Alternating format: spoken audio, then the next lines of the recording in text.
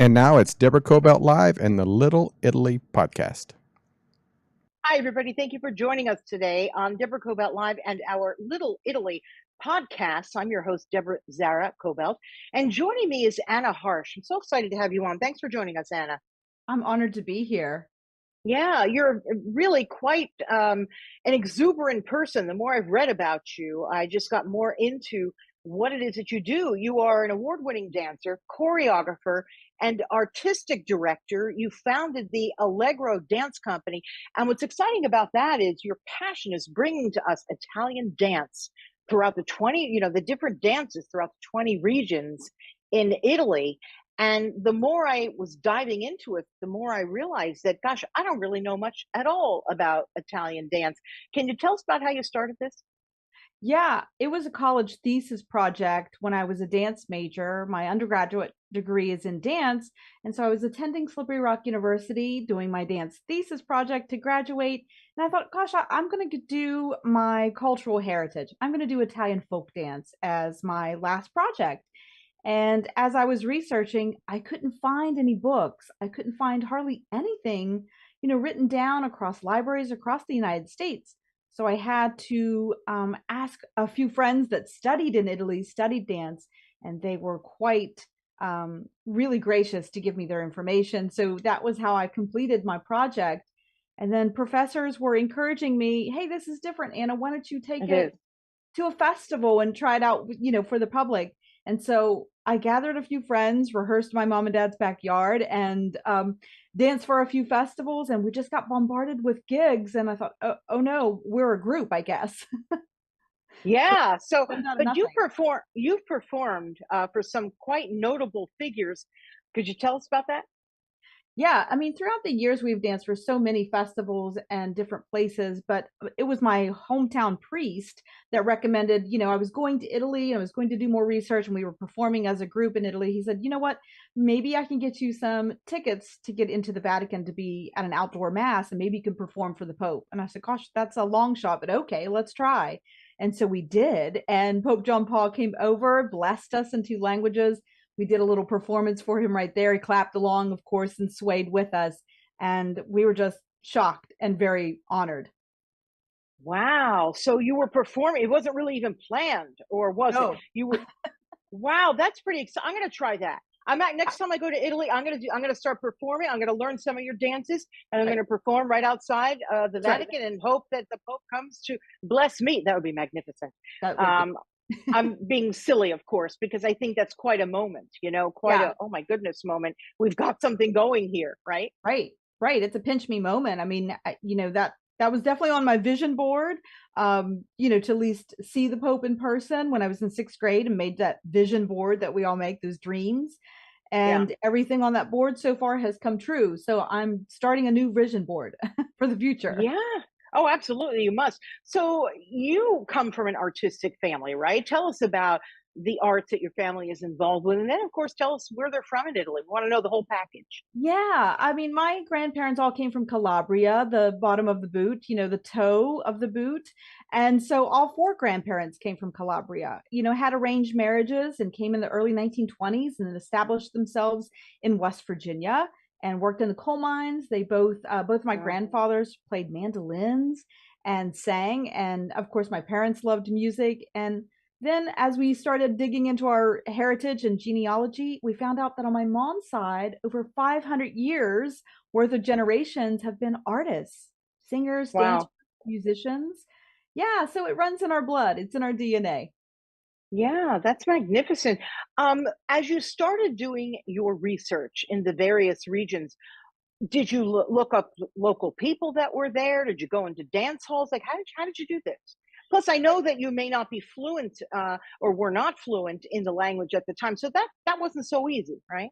It's not easy. I'm still studying my Italian. I'm not the best at it. I'm really messy with it, but I'm practicing, and that's what my family tells me in Italy. Keep practicing. You're doing great. Yeah. Yeah. We understand each other, but it's friends of friends, that kind of guide me. Oh, hey, I know someone that teaches, or hey, let's try this dance studio.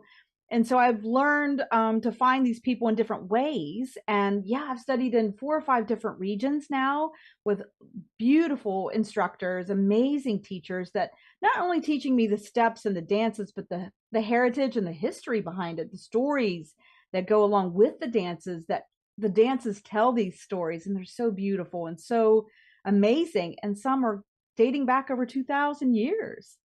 Wow, can you give us one or two as an example, would you?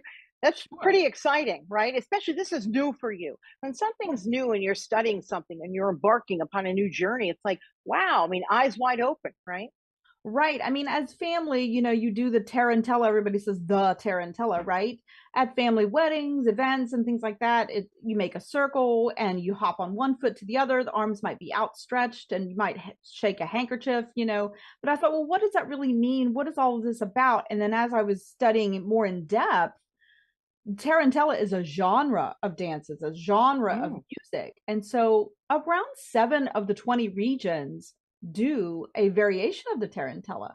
So, for example, in the Campania region, they have a beautiful dance called tamariata that has dances with castanets or nacchere. We call them nacchere in Italian.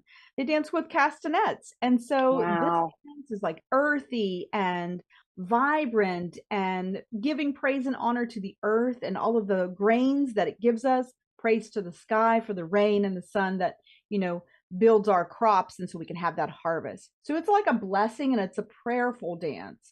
And they use it for processions as well. Wow. You know what? I had no idea. Everyone who goes to an Italian wedding, an Italian festival, there's always the, come on, hum it with me. Dun, Right. dun, dun, dun, dun, dun, dun, right? I mean, Right. everybody's doing that one. So you're telling me there's many variations on that. Yes, the music is completely different. There's Wow. variations. I even have a drum that I bought recently in Puglia that it's handmade, and I'm learning how to play that properly now. It's called a tamburo, a drum. So tamariata is a dance of the drum. That's what it was originally Wow. called, and tamariata is the name of the dance and the rhythms. So I got a chance to really study and dig deep into that, and not only that, but just the heritage and the surrounding heritage and history around each region that really affects how I understand the dance. Well, what was going on in history at the time? And what Hmm. were the people doing? So it helps me understand the dances and get a little deeper into each movement. You know, there really is a history behind everything if we Yeah, look into it, right? Including from our own country here, from the Native Americans, the beautiful dances that they had and have to this day. And, you know, you look at Italy and you don't really realize that. We just have a few that at least I know from my family. But the fact that you're bringing all this to us, it's a whole new thing to learn for us as Italians and Italian Americans.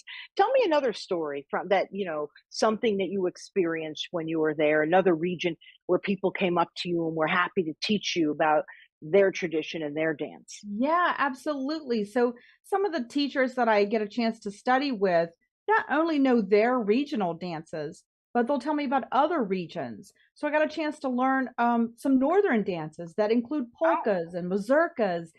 As you travel north up the boot, the posture changes. It's very upright and it's very Hmm. polished and ballroom-esque. Waltzes, Interesting. polkas, mazurkas. And so you're going to find that in the North, and they have a French influence or a Swiss influence or maybe even a German influence. But as you Yeah. travel down to the South, to the deeper toe or heel of the boot, it's going to be earthy dances, circular dances that all about community. That's the number one thing I've learned is community. Yeah. Yeah. I mean, it's such a varied country, right? It really is from north to south, just as you described it.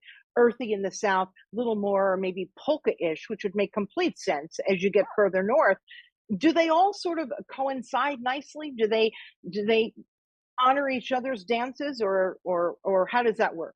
Yeah, I think so today. Some of the teachers that I've studied with do travel extensively. They go to other countries as well, but they'll travel up to different regions and give workshops now.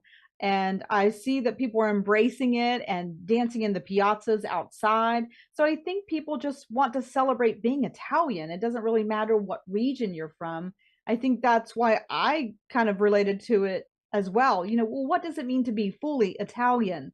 Just not from your own region, but The whole country. What does the whole country embrace? How do we go from head to toe, literally, and find out what's the food like? What is the wine like? The music, the dance, the artwork, and why it has those influences, maybe from different regions and countries that sprinkle into each region. It's interesting. You need to connect with Stanley Tucci because he does this through food, and you're doing this through dance. We need to get you in touch with him, right? Because that's Yeah. pretty extraordinary. This is exciting. It's very lively. I like that you've done that. So through your travels, right? How long do you usually stay in Italy when you're going to study a particular dance? Gosh, it's usually about 2 weeks, and usually I try Oh, to, it's intense. Like the dance classes are intense. I'm there with a teacher several hours. And sometimes I'm with a group, group classes as well. They'll invite me to take the class with a group. So that's nice to get a group understanding, and everybody has their own take on the dance. And so they give me their feedback as a dancer in Italy. So that's really great. And then just traveling through, gosh, I've been doing it since I was in sixth grade, but now I try to go mm, every year or every other year.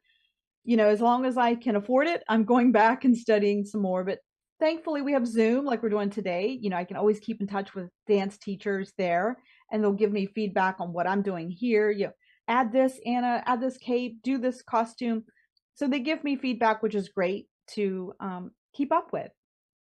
so you add in, of course, the costume of each dance, right? Do you make them yourself? Tell us about that. You have to make them yourself. I mean, I buy pieces here and there of a basic skirt, a basic vest, but then you have to add all those trimmings. Obviously, you can't buy these costumes here in the United States. Yeah. So I have to sew. I've learned how to sew throughout the years and do a little bit on my own, or I hire someone to help us make these costumes. I do choose lighter fabrics because the original fabrics, usually in the further south, is very heavy and wool Yeah. or really heavy, and that we would just die if we wore those here at the Yeah. festival. We would just be fainting all the time. But we try to do Yeah. lighter fabrics and have the same look or feel to the costumes that they would once wear, for sure. Yeah. Now you have a dance company, and I know that you are out of Pennsylvania. How do you manage getting everyone together to go perform? Because you perform at festivals throughout the country, right? Internationally as well. How do you put it all together? That's not so easy. It's not easy. I wear a lot of hats. It's a lot of organization for sure, a lot of lists, as I talk in my books, a lot of lists and lists of lists. But we do rehearse via Zoom sometimes, and then we get together in person once or twice a month because Oh, everybody okay. knows the basic steps, and we put everybody together. And it's a great way to see, strangers really become friends the moment that they hold Hmm. hands to become a partner and dance with the company. And we travel all over to perform, wherever we get asked, if they can afford to fly us somewhere or drive us somewhere, to show up and perform at a festival or event, celebrations. We'll go anywhere. I've done a lot of different things on my own as well to teach workshops for dance companies or other dance studios or university dance departments.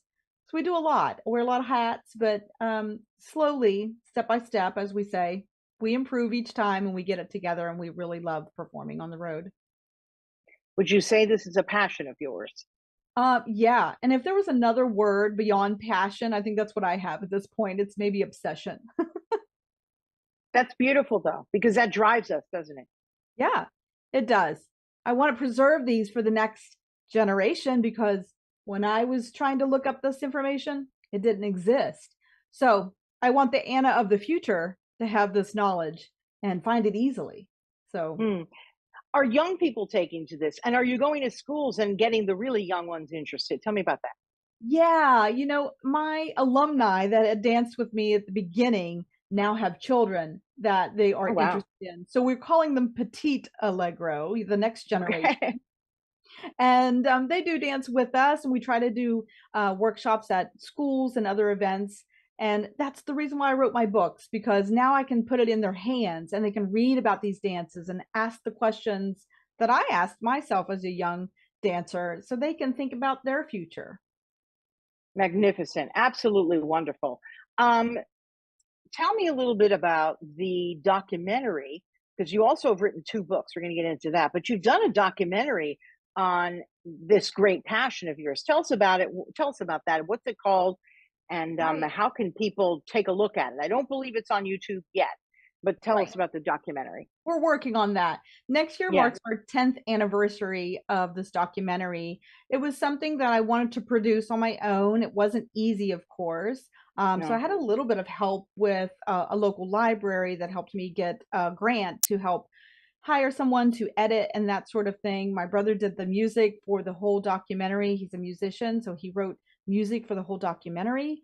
And of course, it's edited clips of all the festivals that we've gone to and interviews I've done with dance teachers in Italy, some video footage of Italy. And I wanted again to leave those dance prints, those footprints in the future behind for the next generation. So you can find it in libraries across the United States and Oh, Canada, good. as well as the University of Calabria has a copy, and Oh, I believe the NIAF has a copy as well. So I am trying to get it out there and into schools and into universities, but you can request it from me, and they'll send you a digital copy so that you can show it to your students or show it and have it in your libraries and locally across the United States for sure. I love that. Well, what's the name of the documentary for people who want to look it up? Yeah, it's called La Danza, Bridging Time Through Dance. Beautiful. And your book, you've written two books. One of them is called La Danza, Conflict, Passion, and Healing. Yeah. Your other book, which is online, is The Italian Dance Quest. Now, this one, the paperback version, Conflict, Passion, and Healing. What is that about? Is that about healing through dance? Tell us. Yeah, those were the themes that I kept finding or coming across when I was studying these dances from the South. So if they might have been about battles.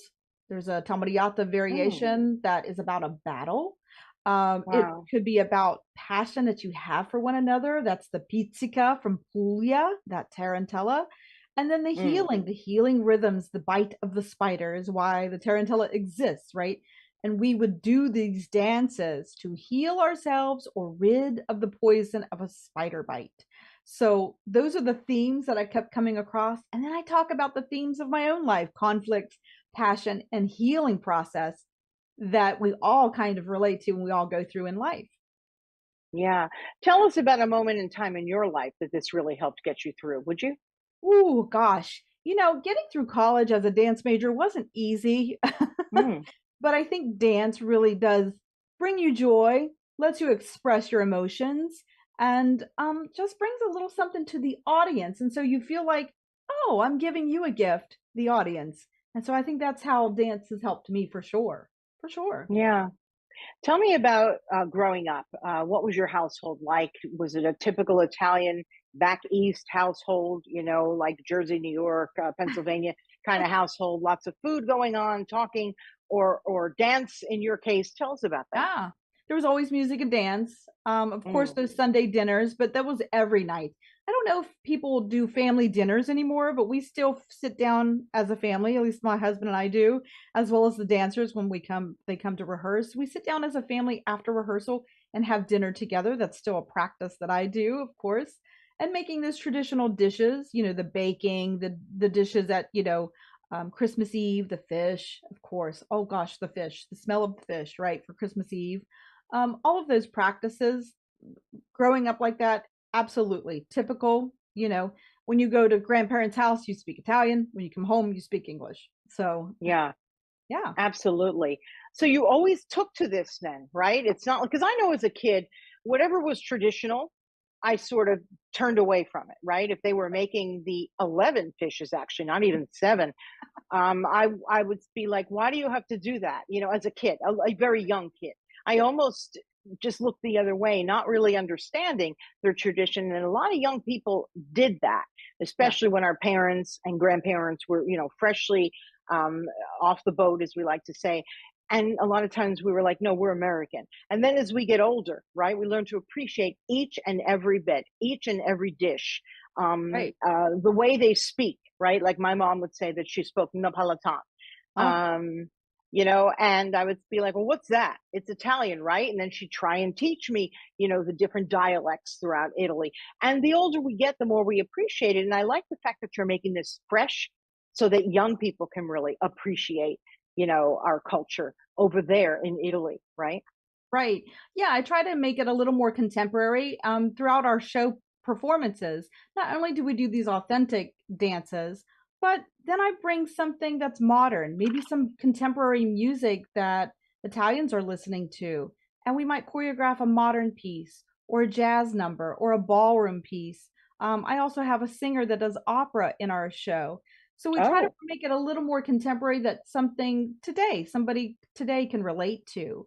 Um, and we bring stories through these contemporary movement or modern dance, ballet, jazz, even tap dance. And we tell stories about the history of Italy or, just a small pinch of the traditions in a weird, new, fresh way so that the next generation can relate to it for sure.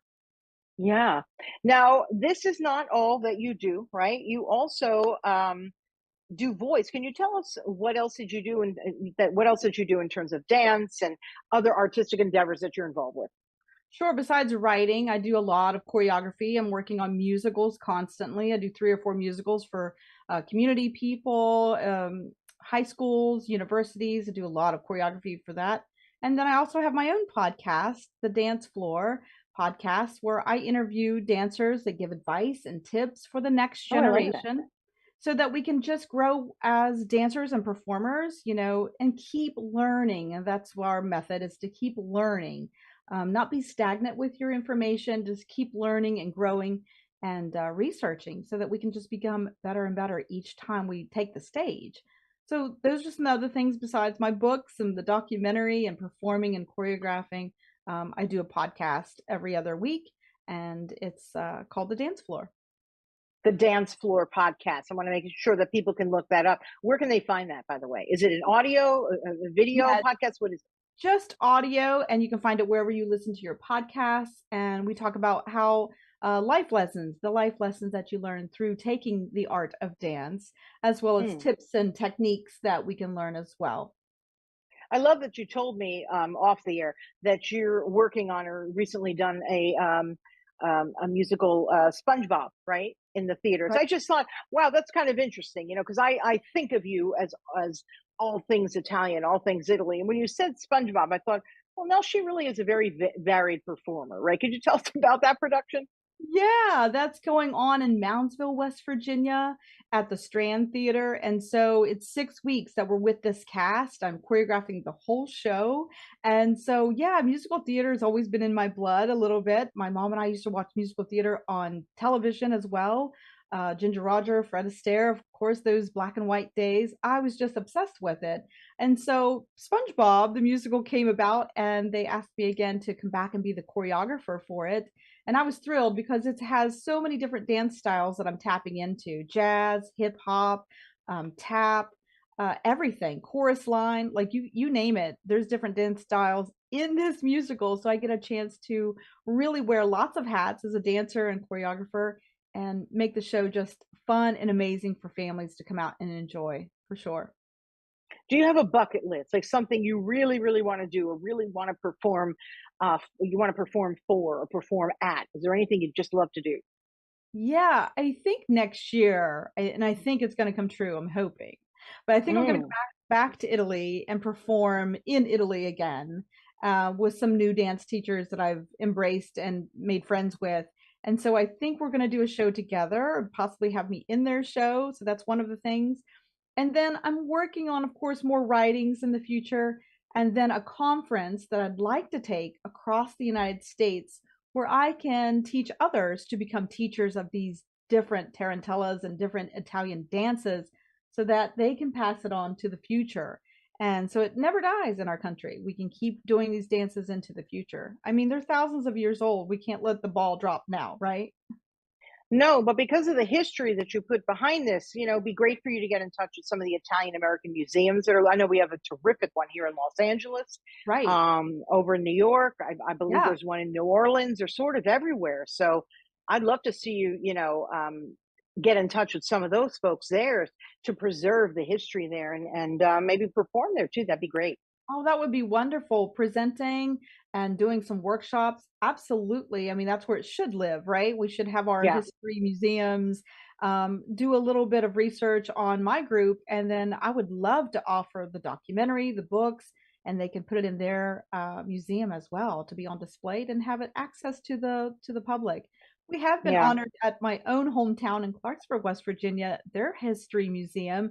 In fact, the mayor gave me this proclamation behind me, um, Oh, declaring, Allegro Dance Company Day, and we celebrated last year our 30th anniversary. So the mayor of wow. that town honored us as the company, and I got a chance to put some of our things on display at that history museum. So that was really an honor and great fun.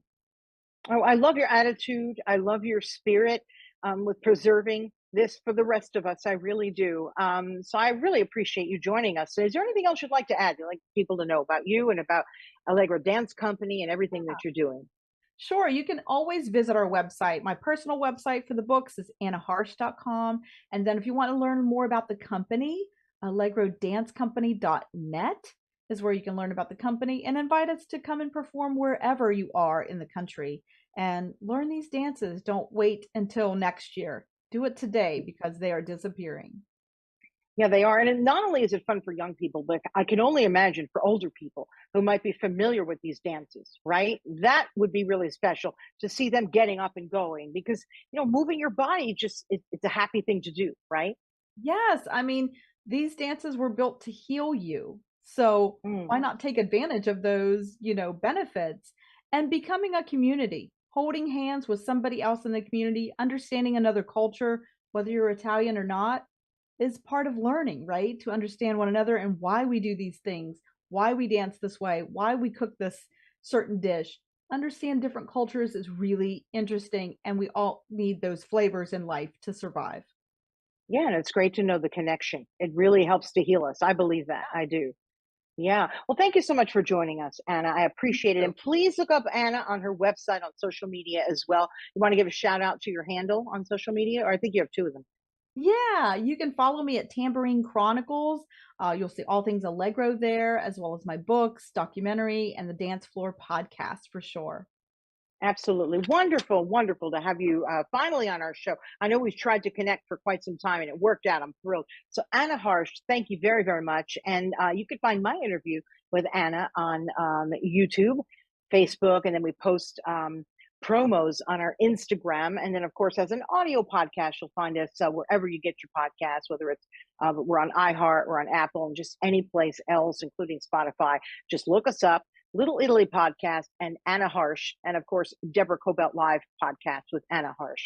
So thank you very much, Anna, and thank you to our audience for joining us. Please tell your friends and reach out to Anna. We'll see you next time. Bye bye.